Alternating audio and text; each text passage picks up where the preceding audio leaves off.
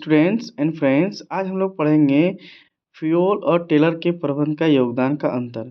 चलिए, सबसे पहले देखते हैं कि फ्यूल का योगदान क्या था और टेलर का योगदान में क्या अंतर है।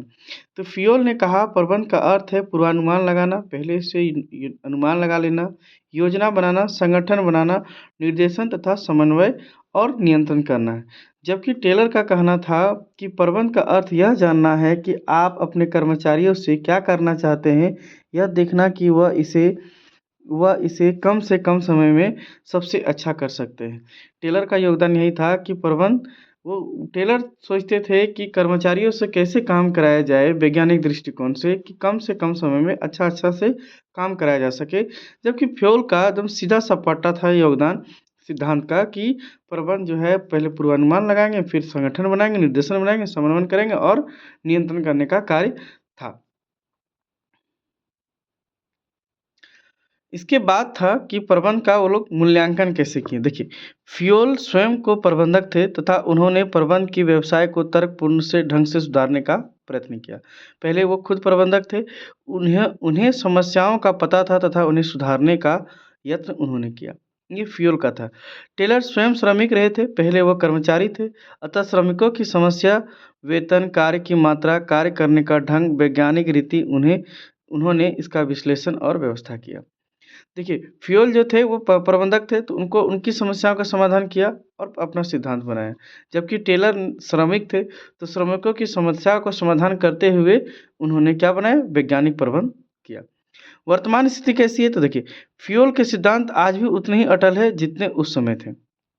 क्योंकि देखो, इसलिए है क्योंकि फ्यूल का जो सिद्धांत था कि पहले योजना बनाएंगे, फिर संगठन बनाएंगे, फिर नियुक्ति करेंगे, फिर निर्देशन करेंगे, फिर समन्वय करेंगे, तो उनका जो तरीका है वो आज भी चलता है, इसमें कोई बदलाव नहीं होता है। वर्तमान परिस्थितियों में टेलर के सिद्धांत का भी काफ़ी परिवर्तन हो चुका है। काफ़ी परिवर्तन इसलिए हो चुका है क्योंकि अब देखते हैं आप लोग, कर्मचारियों के लिए सीसीटीवी कैमरा लगा दिया जाता है ताकि उसका देखा जा सके वो काम कैसे कर रहा, नहीं कर रहा। तो काफ़ी बदलाव आ चुका है, लेकिन ये भी अभी चल रहा है, ऐसा कि नहीं चल रहा है, एकदम पूरी तरह से चल रहा है। ठीक है, योगदान क्या है? तो व्यापार को 6 व्यावसायिक क्रियाओं में बाँटा था उन्होंने, है ना? प्रबंध के 5 कार्य बताए तथा 14 प्रबंध के सिद्धांत का वर्णन किया उन्होंने। ठीक है, उन्होंने 6 व्यावसायिक क्रिया बाँटा था और 5 कार्य बताए थे ना, नियोजन, संगठन, निर्देशन, समन्वय और कोऑर्डिनेशन। टेलर ने वैज्ञानिक प्रबंध का विश्लेषण में 5 वैज्ञानिक तकनीक का आधार दिया, है ना? जिसमें उन्होंने कार्य का अध्ययन, कार्य का वैज्ञानिक योजना, कर्मचारियों का चुनाव करना, परमापीकरण और मानसिक क्रांति था।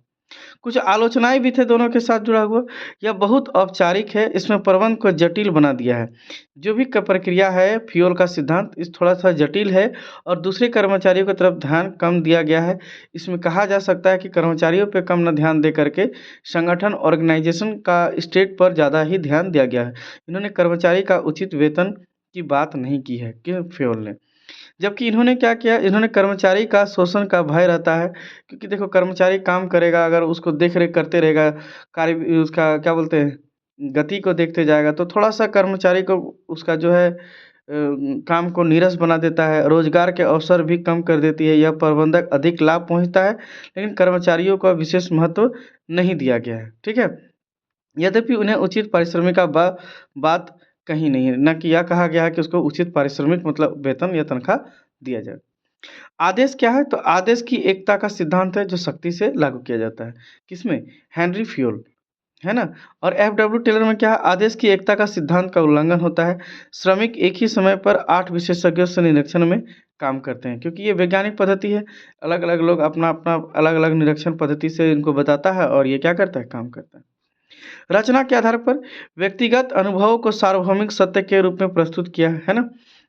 क्या है? व्यक्तिगत अनुभवों को सार्वभौमिक सत्य के रूप में प्रस्तुत किया। जो भी अनुभव है अपने साथ जो हुआ था हेनरी फ्यूलो ने उसी को उन्होंने सिद्धांत को स्पष्ट किया है।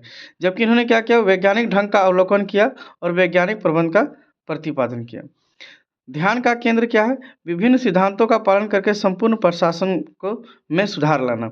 इनका था कि जितने भी सिद्धांत बनाए ताकि प्रशासन को क्या किया जाए? सुधार किया जा सके।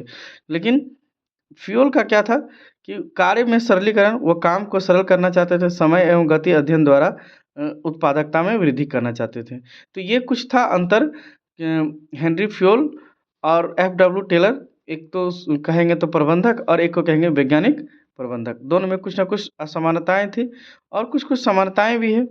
तो इसी को हम लोग जाने। इसको बोर्ड में नहीं लिख सकते थे, काफ़ी लंबा था, इसीलिए हम इसको डायरेक्टली आपके लिए बना दिए हैं। आप यहाँ से स्क्रीनशॉट लेकर के भी इसको अपने कॉपी में, नोटबुक में लिख सकते हैं। ठीक है? आज के लिए इतना ही। अगर कोई समस्या है इसके बीच में तो आप ज़रूर कमेंट करें। आज का क्लास कैसा लगा? एक बार लाइक करें, शेयर करें और सब्सक्राइब करें। और आज के लिए इतना ही। Nice to meet you.